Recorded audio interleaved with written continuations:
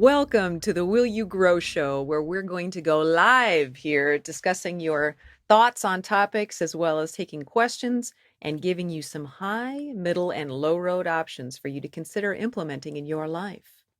We feature topics to tickle your tempestuous thought, fan your eternal flame, and salve your soul with hope, fresh perspectives, and options. So we'll first start by launching into a live reading of a topic here that's going to be very appropriate for our new year. The topic for today is how to keep our resolutions real. So resolutions are infamous for not working, so much so that many of us don't make them and are so disheartened when hearing them that we roll our eyes and think, ugh, right, that's not going to happen. Even if resolutions fail, we are not helpless or failures. Whenever we make a resolution or promise, there is part of us that truly wants to succeed. Yet, the key to success is stick-to-itiveness. It is to get to know that part of us that does not want to exceed. What, we may be thinking? Of course, I want to succeed and exceed and fulfill my resolutions to lose 20 pounds, quit drinking, eat healthy, and exercise. However, if this was true and 100% of our whole heart was on board with this, we would have done it already. Soak that in. I'll say it again. If we were 100% wholeheartedly on board with this, we would have done it already. So the sooner we accept and work with this fact, the more quickly and effectively we will succeed. So let's get real with your bad self. To prove to yourself whether you're 100% wholeheartedly in for success or at some percentage in for failure, ask, is there any part of me that is or was not willing to keep this resolution? Ooh, it bites a little, doesn't it? All right, so take time to truly listen to those innermost thoughts and feelings, but without criticism. Makes a person feel kind of curious, doesn't it? I wonder what that's about, that part of me that doesn't want me to succeed. Feel the sensations in your body.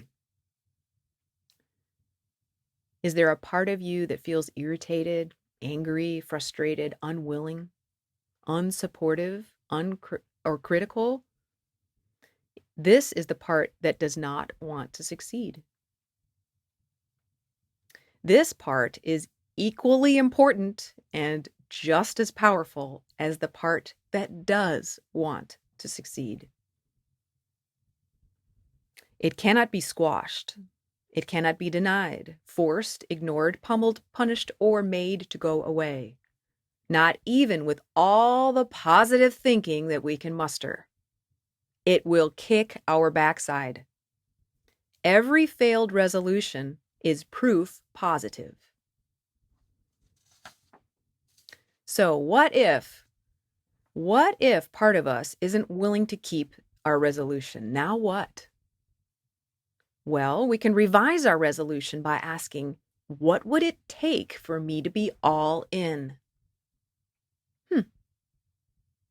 Or we can create a new resolution by answering the question, what would all of me like to change? What would all of me like to change about me, my life, whatever?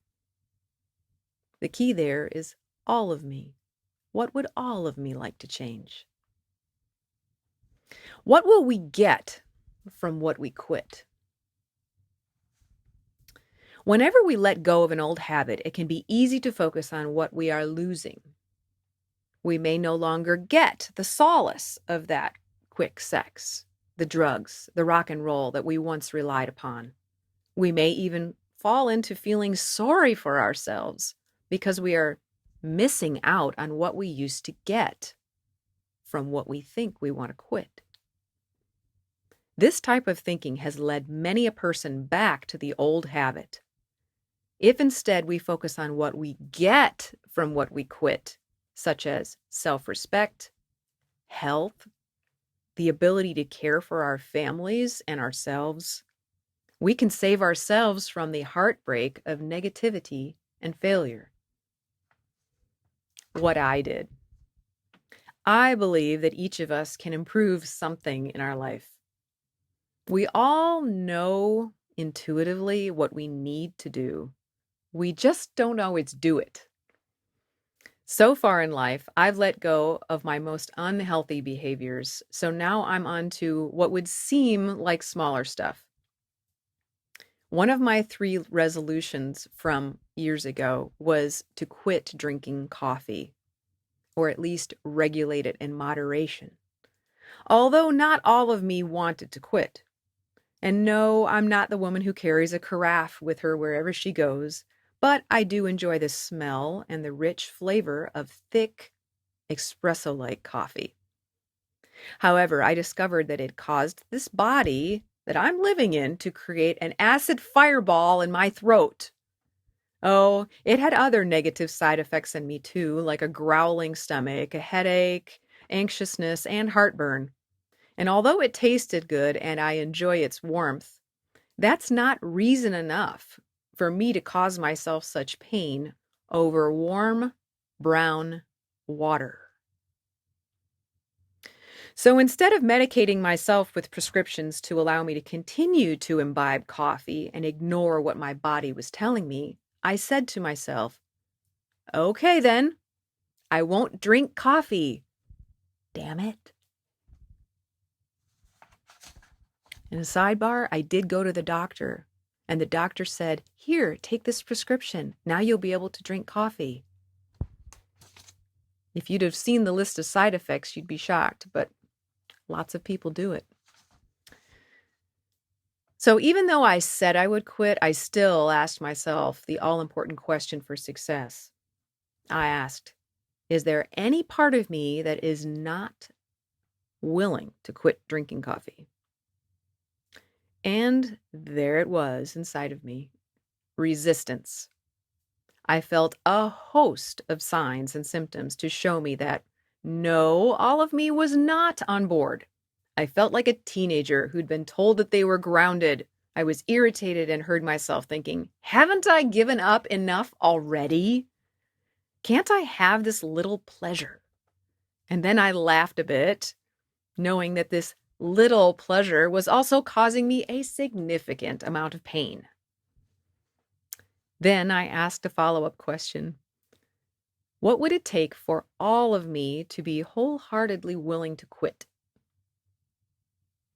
I listened patiently for about 30 seconds, which seems like an hour, and I answered the question, well, something warm that tastes good. Is there anything else? I asked, and I heard, I need to know that life is better without coffee. We cannot take away something enjoyable, like coffee or whatever else, without replacing it. This is key. If we do take something away without replacing it, we run a very high risk of returning to the old behavior. So, to appease the part of me that desired to drink something warm that tastes good, I now drink hot water with a variety of flavors: spiced apple, lemon, apple cider vinegar, decaf herbal tea, or hot almond milk with honey and cinnamon, or maple sugar, or nutmeg, or allspice. Quite tasty.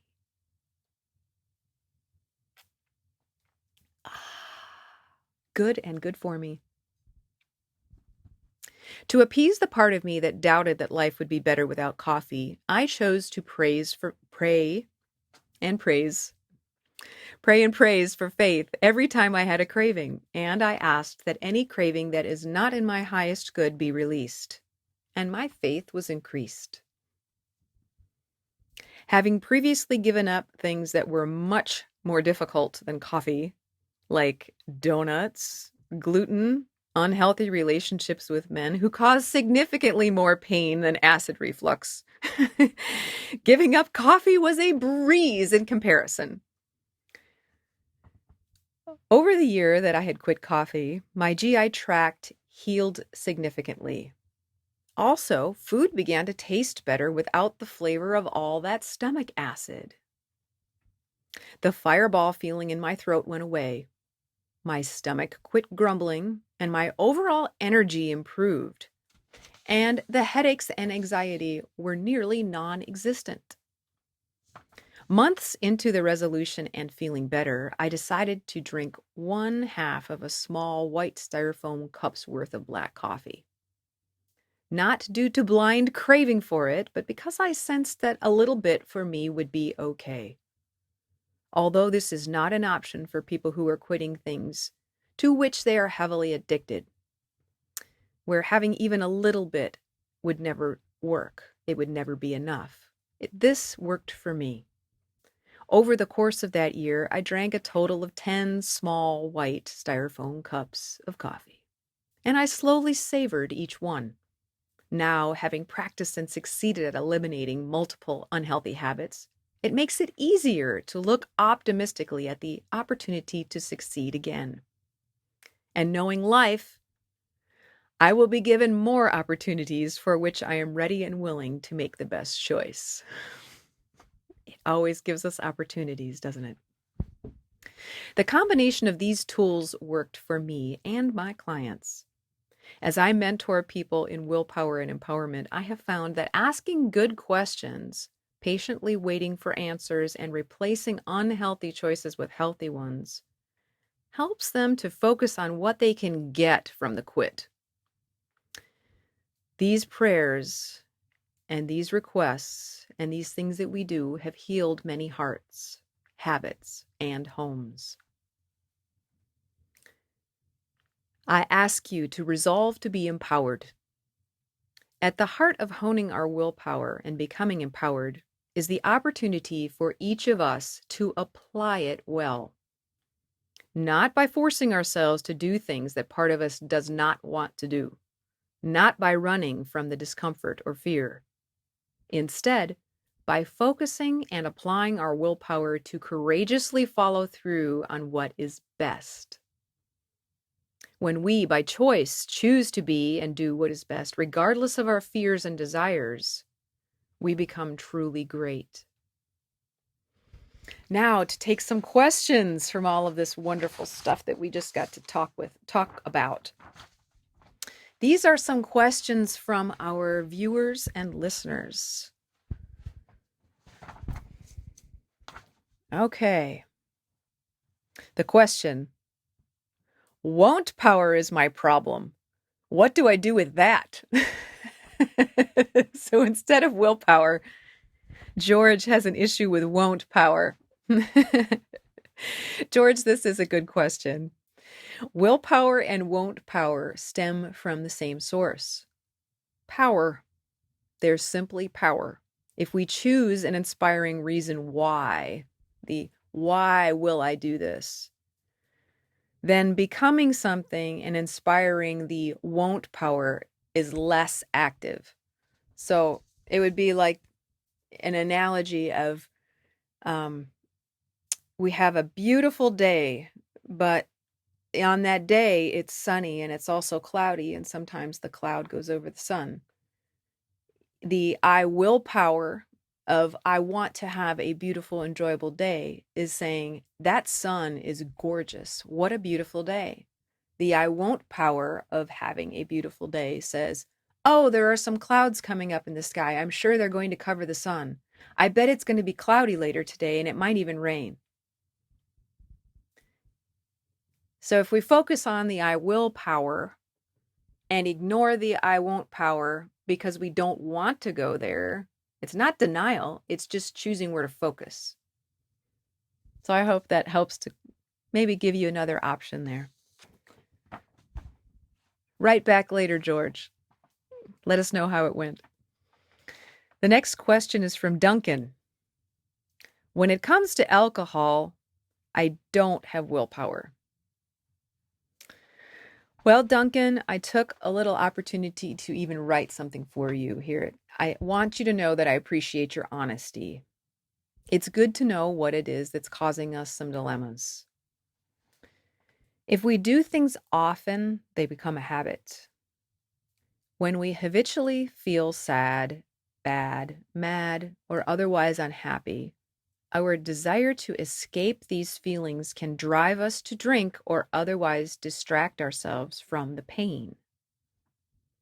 Although it may sound simple, often by adding more healthy fun to our lives, it can be a real step to making change.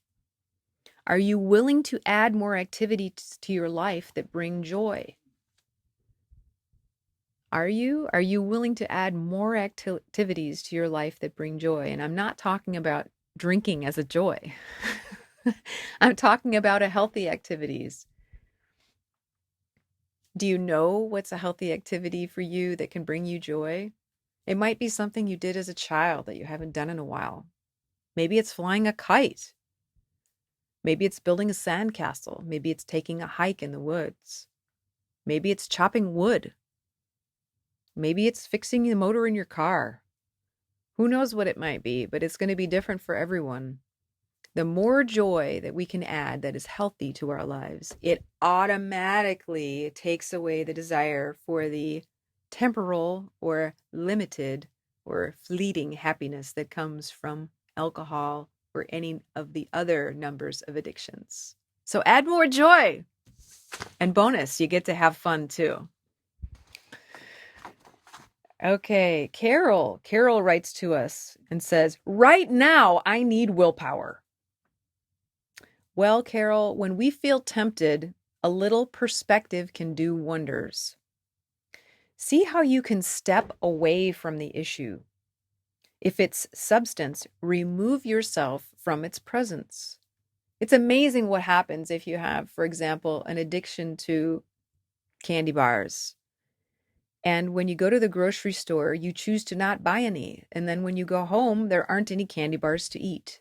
If you remove yourself from the substance that's causing you some dilemma, then automatically you increase your chances of succeeding.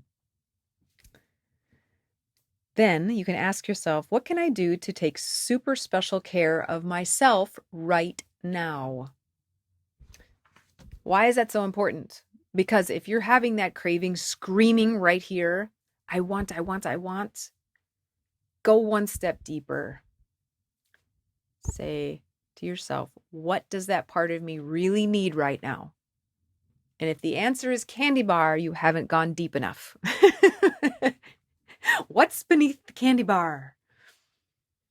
It's usually a need to, oh, I feel lonely. Or I need some love. I need a hug. I need to feel cared for. I need a warm blanket. I need a nap. It's something simple. Well, ask yourself what that simple little something is and do it right now. And I don't mean, oh, okay, I know that I need to take a nap, so I'm going to wait until the end of the day and take a nap. No, say you have to go to the bathroom if you're at work and go out to your car and take a 15-minute nap. Whatever you have to do, if you're having a craving for something that's going to take you down an unhealthy road, give yourself the right to feed that need in a healthy way right now. Because by the time it's gotten to the craving stage where it's screaming at you, you are dealing with a high level of pressure and anxiety and fear and things that will lead you down a path that will often lead to some sort of destruction in your life. So just take that break, find out what you really need on a deeper level, and give it to yourself because you can. All right, next question. I love to eat, she says. This is anonymous. Even before I've finished breakfast, I'm thinking about my next meal or snack. I can't stop thinking about food. Well, anonymous. Going off of our last question, my question to you is, what is it you are really hungry for?